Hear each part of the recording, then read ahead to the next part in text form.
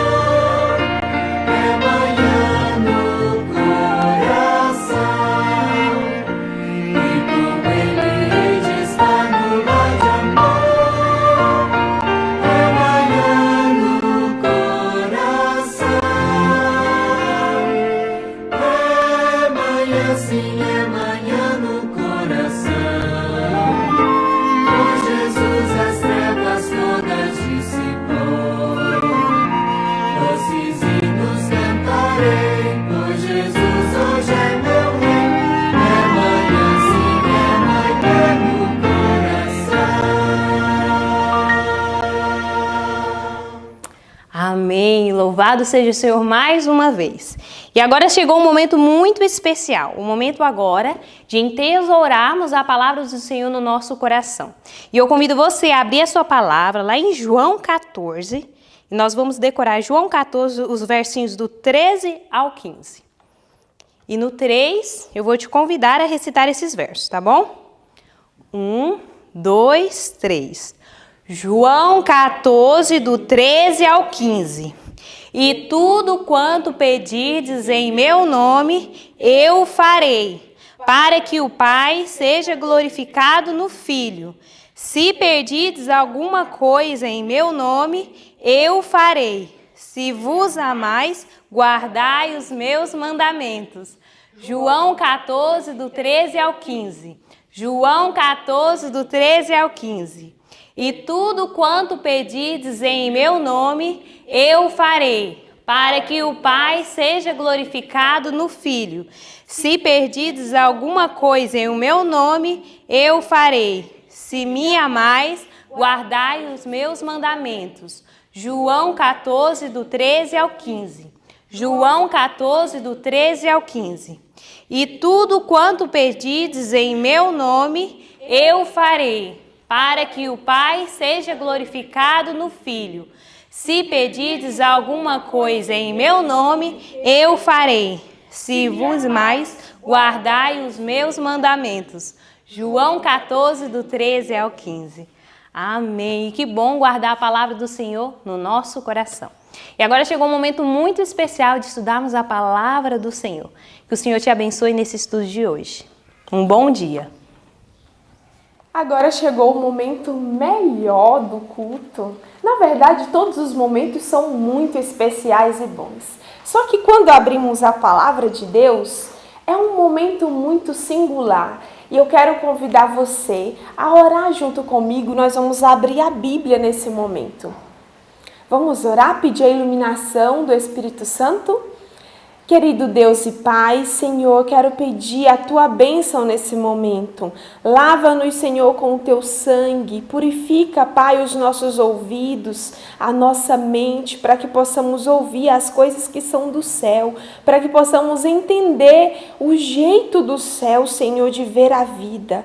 Queremos agradecer porque temos o Deus Espírito Santo, o nosso companheiro de todos os dias, e pedimos mais uma vez que o Senhor nos ilumine ao estudarmos a Tua Santa Palavra. Em nome de Jesus, amém. Queridos, o nosso estudo desse dia foram vários versos, né? Então, nós estudamos Salmos, do capítulo 94 até o capítulo 96.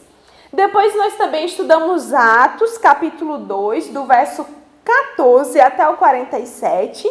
Não foi isso? E por último, Mateus 3, verso 11. E o livro Atos dos Apóstolos, já estamos aí no início de um novo livro. Como Deus tem nos abençoado, quantos livros a gente vai lendo, e muitas vezes esses livros estavam ali, eu imagino, na sua estante, como já estive com esses livros há muito tempo e não lia tanto assim, sabe, certinho todos os dias. E Deus tem nos abençoado, tem nos ajudado, tem nos dado condições de estudarmos a série Conflito. E que bênção, chegamos no livro Atos dos Apóstolos. E isso é um grande privilégio. Então hoje nós já estamos no capítulo 5 do livro de Atos. Olha que prazer que o céu tem nos dado. E essa madrugada a gente aprendeu sobre o papel do Espírito Santo. O que muda na vida quando o Espírito Santo chega? Só que antes de falar do livro de Atos, eu quero abrir com você e ressaltarmos alguns versículos de Salmos. Então vamos abrir em Salmos 94, eu estou aqui com duas Bíblias, são duas traduções, e aí no vídeo a gente usa mais a tradução da Almeida Corrigida Fiel. Então abre a sua Bíblia, é Salmos capítulo 94. Salmos 94. Eu vou abrir aqui na minha outra também, que eu coloquei alguns versinhos destacados. Aqui em Salmo 94, nós percebemos como Davi, ele confia e como ele exalta esse Deus. Quando a gente conhece a Deus, é impossível não confiar em Deus. a gente só desconfia de Deus. Nós só desconfiamos de Deus quando não o conhecemos como deveríamos. Essa é a verdade. E aqui diz assim no versículo 14 do capítulo 94 do livro de Salmos: o Senhor não há de rejeitar o seu povo, nem desamparará a sua herança. Nós temos razão ou não para confiar em Deus? Temos, e muita, e uma delas é que o Senhor não desamparará a sua herança. E quando nós vamos para o Salmo 95, Davi exalta esse Deus criador, esse Deus que é bondoso, que é majestoso, que é infinitamente grande. E olha o que ele diz. Ele é o nosso Deus, e eu estou lendo o versículo 7 aqui do capítulo 95. O verso 7 diz: Ele é o nosso Deus e nós, povo do seu pasto e ovelhas da sua mão. O Senhor é bom, o Senhor cuida da sua herança, o Senhor cuida dos seus, o Senhor não nos desampara. E é por isso que Davi continua no Salmo 96, dizendo da grandeza desse Deus. Porque todos os deuses dos povos, ele diz aqui no verso 5, porque todos os deuses dos povos não passam de ídolos. O Senhor, porém, fez os céus. Glória e majestade estão diante dele. Força e formosura no seu santuário. Nós servimos a um Deus grandioso, majestoso. Um Deus que tem uma história de amor com cada um de nós. E olha que história linda nós vemos ao olhar o início da igreja cristã. Como Deus ama e ampara o seu povo. Na verdade, desde ali a queda de Adão e Eva, o Senhor nunca nos desamparou. O Senhor nunca nos deixou abandonados à nossa própria condição, ao nosso pecado. O Senhor sempre foi provendo meios. E um desses meios é o dom do Espírito Santo. O Deus Espírito Santo. Nós não cremos em 3 deuses. Nós cremos em um único Deus que é manifesto em 3. E os 3 são Deus. E hoje nós vamos ver sobre o Deus Espírito Santo. Quem é essa terceira pessoa da divindade? Aqui, antes de Cristo morrer, antes dele ser pregado na cruz, ele proveu todas as maneiras e no grande plano da redenção, Deus já tinha traçado como seria cada parte. Quando Jesus esteve na terra, os discípulos se sentiam amparados. Só que quando Cristo começou a ensiná-los e a falar a respeito da sua morte, falava também da sua ressurreição, mas parecia que os discípulos não entendiam bem, não é isso que a gente viu no Desejado? Os discípulos, eles ouviam, mas não entrava na mente. E antes de Cristo morrer, ele começou a ter uma conversa séria, como todas as outras eram bem sérias. E Cristo começou a dizer para eles, a ensiná-los sobre um poder, um dom especial que o céu daria. E Jesus diz que eles não ficariam órfãos. Jesus daria um consolador, um outro, um paracletos, um outro igual a ele. Viria o Espírito Santo para continuar a obra do grande plano da redenção. E eu queria abrir com você lá em João 16. Quem que era, ou quem que é, quais são as características desse Deus Espírito Santo? João 16.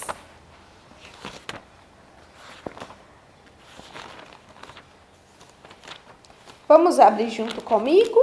Pegue sua Bíblia aí, João capítulo 16.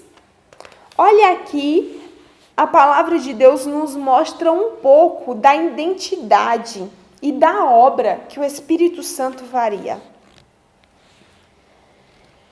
E aí que a partir do versículo 12 do capítulo 16 de João, Jesus diz assim que tinha muita coisa para falar aos discípulos.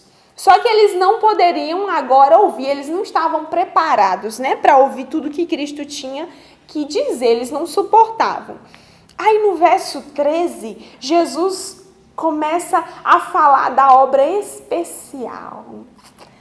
Diz assim: mas quando vier aquele, o Espírito de verdade, ele vos guiará em toda a verdade, porque não falará de si mesmo, mas dirá tudo o que tiver ouvido, e vos anunciará o que há de vir. Ele me glorificará, porque há de receber do que é meu, e vou-lo há de anunciar. Olha que coisa linda! Ele seria o guia em toda a verdade. O guia em toda a verdade. Ele anunciaria, ele diria tudo a respeito de Cristo. Ele faria os discípulos lembrar de todos os ensinamentos de Cristo que eles ouviram, mas que no momento não compreenderam. E o Espírito Santo faria essa obra. Que coisa linda! Às vezes me faltam palavras, porque Ellen White usa aqui termos tão profundos para se referir ao Deus Espírito Santo. Olha aqui, na minha versão, nessa edição do livro Atos dos Apóstolos, está na página 47. E o capítulo 5, que se chama O Dom do Espírito. Mas quem sabe você esteja com outra versão mais atualizada. No primeiro parágrafo, quando diz assim: quando Cristo fez a seus discípulos a promessa do Espírito, diz que, mais ali para o finalzinho do parágrafo, vai falando que esse dom seria um dom essencial e completo. Olha as palavras aqui usadas: essencial e completo. É assim o dom do Espírito Santo. E diz que esse dom do Espírito que seria dado, colocaria os discípulos ao alcance dos ilimitados recursos da graça. Ilimitados recursos da graça. Sabe, o pecado, ele vem se acumulando por séculos. E se a gente olha, a maldade só aumenta. E quando Cristo diz que enviaria o Espírito Santo para uma obra ainda maior, o Espírito Santo foi dado, como diz aqui, ele foi dado como um freio para o mal, para que os seus discípulos, para que todos nós tivéssemos poder para resistir ao ataque do inimigo. E a gente vê que Cristo morreu de fato, como ele tinha dito. Ele ressuscitou. E depois disso, os discípulos se uniram em oração para buscar o cumprimento da promessa de Cristo, o cumprimento da vinda do Consolador.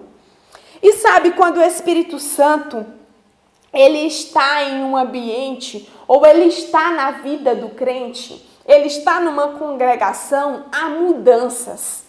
E eu quero te convidar a ver comigo as mudanças que aconteceram na vida dos primeiros discípulos, na vida da igreja cristã.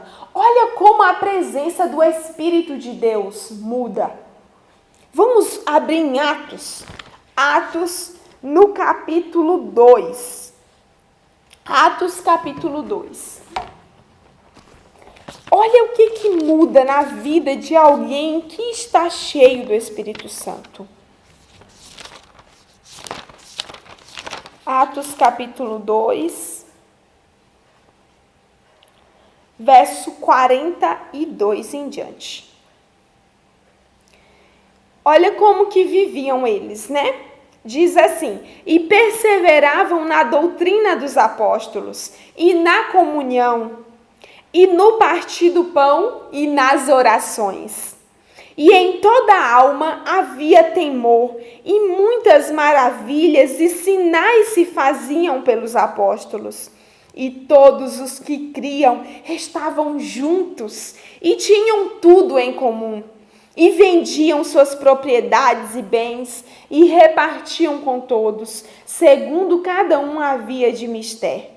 E, perseverando unânimes todos os dias no templo, e partindo o pão em casa, comiam juntos com alegria e singeleza de coração, louvando a Deus e caindo na graça de todo o povo. E todos os dias acrescentava o Senhor à igreja aqueles que se haviam de salvar. Quando o Espírito Santo tem lugar em nosso coração, quando nós ansiamos, quando nós buscamos, assim como os apóstolos buscaram, e o Senhor Deus derramou ali no início da sua igreja o poder tão necessário para eles, o poder, o dom essencial e completo, foi isso que a gente leu. Mudou algo na vida deles. E a mudança que o céu opera é sempre de dentro para fora. De dentro para fora. Quando nós tentamos mudar de fora para dentro, é uma tortura, é terrível. É terrível. Por isso precisamos permitir que o Senhor Deus, que o Espírito Santo entre primeiro na nossa vida, no nosso coração. E a Bíblia nos diz que eles viviam juntos, eles perseveravam. O egoísmo não existia entre eles, o poder de Deus já tinha tomado conta. Agora eles não pensavam mais só em si, eles pensavam nos outros, no bem-estar dos irmãos, e eles dividiam o que tinham. O que eles mais ansiavam, diz aqui o livro que o que eles mais queriam era que o caráter de Cristo fosse refletido na vida deles. O que eles mais queriam era que o reino de Cristo se desenvolvesse, que o reino de Cristo crescesse. Isso aconteceu ou não, eu te pergunto? Aconteceu, igreja? Aconteceu. Diz aqui a palavra que cada dia o Senhor Deus ia acrescentando o número dos que iam sendo salvos. Porque quando o Espírito Santo está em um ambiente, em uma vida, é uma vida cheia de frutos. É uma vida cheia de frutos. Eu quero te dizer, e aqui é o parágrafo que começa assim: Deus pode atuar poderosamente quando os homens se entregam ao controle do seu espírito. Deus pode atuar. Eu tenho me perguntado muitas vezes o seguinte: por que a gente não alcança muitas vezes? Por que nós não conseguimos o poder, a bênção que outros no passado conseguiram? Tendemos a pensar que o problema está às vezes em Deus. Você já foi tentado a pensar isso? Aquela bênção que você almeja, às vezes você pensa: eu queria ser um cristão mais fervoroso, eu queria ter coragem como esses meninos aí da escola de profeta, como esses homens e mulheres, de entregar a vida totalmente para o ministério integral. Às vezes a gente fica pensando, né? Nossa, fulano parece tão assim e parece que eu não sou desse jeito. O que falta para sermos o cristão que gostaríamos de ser? E às vezes a gente pensa, né? É Deus que abençoa mais um do que outros. Às vezes o inimigo vai colocando essas coisinhas na nossa mente. Mas não é verdade. Não é verdade. Nunca é Deus que intercepta o caminho das bênçãos. Sempre o problema está conosco.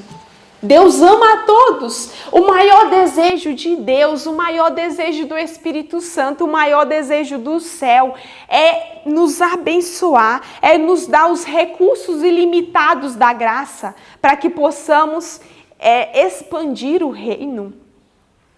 Mas existe uma parte que é feita por nós. E é isso que eu quero te dizer.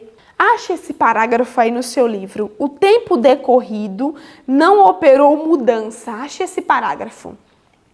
pessoal aqui da igreja também. Acha esse parágrafo, olha que coisa linda que Deus fala. Diz assim, ó, ali na metade do parágrafo indo para o final. Se o cumprimento da promessa não é visto como poderia ser, é porque a promessa não é apreciada como deveria. Se todos estivessem dispostos, todos seriam cheios do Espírito Santo. Olha isso, se todos estivessem dispostos. O que nos acontece às vezes? A gente fica almejando, só desejando, mas não há uma disposição, como os discípulos tiveram, de humilhar o coração, de pedir perdão, de clamar por restauração, de clamar para que Deus limpe do orgulho, do egoísmo, de se entregar totalmente a Deus a ponto de Jesus ser a coisa mais importante, o único e o melhor na vida. Diz aqui, então, se o cumprimento das promessas de Deus, se o cumprimento da promessa do Espírito Santo não é visto como deveria ser, é porque a gente não tem tido a mesma disposição dos discípulos para buscar. E diz que onde quer que a necessidade do Espírito Santo seja um assunto de que pouco se pense, ali se verá sequidão espiritual, escuridão espiritual, pensa o que é isso, e espirituais declínio e morte. Quando nós falamos mais em outras coisas do que no Espírito Santo, do que na obra do Espírito Santo, quando as outras coisas tomam o nosso pensamento, querido, é natural vir sequidão, vir morte espiritual, sabe aquela mornidão, aquela falta de desejo pelas coisas espirituais? Isso é uma prova clara de que está faltando mais do Espírito de Deus. E onde está o problema? É em Deus? Nunca é em Deus. Se todos quiserem, todos serão cheios do Espírito Santo. O Espírito Santo é a bênção que traz após si todas as outras bênçãos. É o maior poder que um missionário, que um filho de Deus, que um obreiro, que um pastor, que todos nós como filhos do Senhor, é o maior poder, o maior dom que um cristão pode receber. É o maior dom. É a bênção que traz após si todas as outras bênçãos. E quando a gente olha para a vida de Cristo, Cristo estava a cada dia orando, pedindo o poder do Espírito Santo. Mas talvez você se pergunte, Paula, como assim? Você falou que quando Jesus, antes dele morrer, ele prometeu que viria o Espírito Santo e agora você já está me dizendo que ele buscava todos os dias o Espírito Santo? Queridos, o Espírito Santo sempre trabalhou porque ele é eterno também. Veja, Deus Pai é eterno, Deus Filho é eterno e o Deus Espírito Santo é eterno. Eles não têm início, não têm meio, não têm final. E o Espírito Santo esteve atuando em todo o tempo no plano da redenção. Nós vemos ali no início de Gênesis o Espírito Santo ali presente na criação. Jó diz que o Espírito de Deus fez ele, que o sopro do Todo-Poderoso dava vida a ele. O Espírito Santo sempre esteve presente. Quando nós olhamos para a Bíblia, para pensar quem sustentou os patriarcas. A Bíblia diz que Deus deu o seu bom Espírito para os ensinar. Abraão foi sustentado pelo Espírito Santo, Moisés foi sustentado pelo Espírito Santo. Todo o povo de Deus, ao longo das eras, foram sendo sustentados pelo Espírito Santo. Nós vemos ali no deserto, o Senhor dá o seu Santo Espírito, né, ali, e Bezalel é abençoado e fabrica várias coisas para a casa de Deus, para o santuário. O Espírito Santo sempre trabalhou. Sempre trabalhou. E Cristo todos os dias vivia em união com o Espírito Santo, com Deus o Pai. Diz que todos os dias Jesus pedia novos suprimentos de graça. E aqui há uma lição para nós. Todos os dias nós devemos receber novos suprimentos de graça. Eu quero te perguntar, você tem dúvida ainda se o Espírito Santo está na sua vida ou não? Você tem dúvida disso? Você acha que tem o Espírito Santo ou você acha que não tem o Espírito Santo? Eu quero achar para você o texto aqui que vai responder essa pergunta. Você tem o Espírito Santo? Está em dúvida? Aqui a igreja. Vocês têm certeza disso? Vocês têm essa certeza que o Espírito Santo está em vocês? Olha aqui o que diz, acha o parágrafo. A promessa do Espírito Santo não é limitada a uma época ao povo. O Espírito Santo não atuou só no passado. O Espírito Santo não atuou só no início da igreja primitiva. Ele não está restrito, limitado a uma época, a um povo, a um território. Em todo o tempo ele atuou. Acharam esse parágrafo? O parágrafo que começa: a promessa do Espírito Santo não é limitada. Ali no meio do parágrafo vai responder a pergunta que eu te fiz. E se você estava em dúvida, agora essa dúvida vai ser sanada. Diz assim: a todos os que aceitam a Cristo como Salvador pessoal, o Espírito Santo vem como Consolador, Santificador, Guia e Testemunha. Se você, por muitos momentos falou assim, eu não tenho o Espírito Santo na minha vida, não diga isso. O Espírito Santo é dado. Ele vem a todos aqueles que aceitam a Cristo como Salvador pessoal. Ao aceitarmos a Cristo, nós recebemos o Espírito Santo. Mas aqui no capítulo de hoje, nós entendemos que esta busca, este recebimento do Espírito Santo, ele precisa ser diário, ele precisa ser constante. Cada vez que recebemos, devemos pedir mais. E quanto mais de Deus recebemos, mais fome vamos ter. Aqui diz que o Espírito, ele concede a força que sustenta a pessoa, que se esforça e luta em todas as emergências, em meio ao ódio do mundo e ao reconhecimento de seus próprios fracassos e erros, em tristezas e aflições, quando as perspectivas se afiguram escuras e o futuro aterrador, e nos sentimos desamparados e sós. É tempo de o Espírito Santo, em resposta à oração da fé, conceder conforto ao coração. Sabe, as lutas que você enfrenta, as angústias, o Espírito Santo, ele traz conforto. Mas talvez você se pergunte, Paula, então se a minha vida ela estiver cheia do Espírito Santo, eu não vou passar mais por tentações, eu não vou ter mais que ficar lutando com a minha natureza carnal, eu não vou ter mais que ficar lutando com os meus maus desejos, com as minhas inclinações. E eu quero te dizer que vai ter que lutar sim. Enquanto estivermos com essa natureza caída, nós temos que lutar contra o mal. E o Espírito Santo vem como esse poder que te habilita a lutar contra o mal. É o poder que causa repulsa pelo pecado. É o poder que te faz não querer fazer o que é errado. Queridos, quantas coisas podem ser mudadas na nossa vida. Quantas coisas podem ser mudadas com a presença do Espírito Santo. Só que às vezes, sabe o que acontece? A gente fica esperando.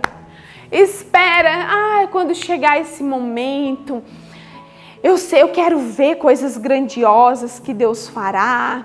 E a gente sempre fica esperando algo grandioso acontecer para que a gente busque mais a Deus.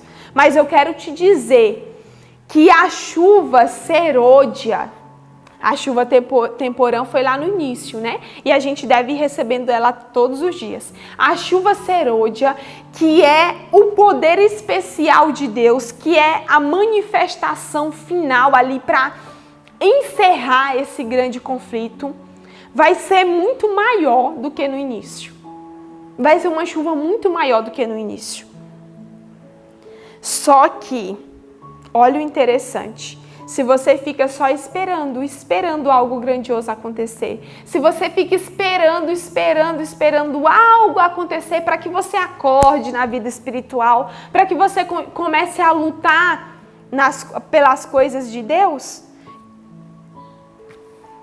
não vai receber a chuva serôdia. Olha, com isso aqui eu quero encerrar com você. Quem vai receber a chuva serôdia? Olha isso, acha aí o parágrafo. E nós vamos encerrar com esse parágrafo. Acha o parágrafo que vai dizer isso aqui, ó, apenas os que estão a receber. Acha esse parágrafo aí no seu livro. Apenas os que estão a receber. Nessa minha edição aqui, está na página 55. Então, o parágrafo diz assim: apenas os que estão a receber constantemente novos suprimentos de graça terão o poder proporcional à sua necessidade diária e sua capacidade de usar esse poder. Em vez de aguardar um tempo futuro em que, mediante uma concessão especial de poder espiritual, receba uma habilitação miraculosa para conquistar almas, rendem-se diariamente a Deus para que os torne vasos próprios para o seu uso. Aproveitam cada dia as oportunidades do serviço que encontram a seu alcance. Diariamente testificam em favor do Mestre e onde quer que estejam, seja em alguma humilde esfera de atividade no lar ou em algum setor de utilidade pública, São esses, queridos, apenas esses que estão a receber constantemente os suprimentos da graça, esses que testemunham onde estão, esses que buscam a Deus cada dia, são esses que vão receber um poder especial, a inundação da chuva serôdia. Só os que estão já a receber a cada dia os novos suprimentos de graça. Nós temos que buscar hoje. Não fique esperando algo grandioso acontecer na tua vida que vai te sacudir, para que você busque o poder do Espírito Santo, para que você busque a plenitude do Espírito de Deus. Pensa na vida dos apóstolos. Eles foram o que foram. A igreja primitiva foi o que foi, porque se entregaram completamente, totalmente à direção do Espírito Santo. Se nos entregarmos totalmente e completamente à direção do Espírito de Deus, Deus vai poder fazer coisas grandiosas através de nós. E eu quero te convidar a fazer isso. Você quer se entregar à guia, à direção divina? Você quer clamar a cada dia, ir à presença de Jesus pedindo o poder do Espírito Santo para a tua vida? Vocês querem isso? E eu sei que vocês querem. Por isso eu convido você, a igreja aqui, a se unir comigo em oração, e você que está aí nos assistindo. Vamos orar, pedir que o Senhor faça na igreja dele agora, em nosso tempo, que essa promessa se cumpra como tem sido prometida, que será muito maior. Vamos orar para que façamos parte do grande exército de Deus, que vai terminar, que vai estar do lado de Deus nesse final do grande conflito. Vamos orar? Senhor Deus eterno, queremos pedir, Senhor, o teu poder, a presença do Espírito Santo em nossas vidas, o trabalho do Espírito Santo na nossa vida. O Senhor disse que quando Ele viesse, Ele iria convencer do pecado, da justiça, do juízo. Ele iria nos guiar em toda a verdade. Senhor, que coisa grandiosa foi o que aconteceu com a igreja primitiva. Queremos, Senhor, fazer parte daqueles que receberão a chuva serôdia.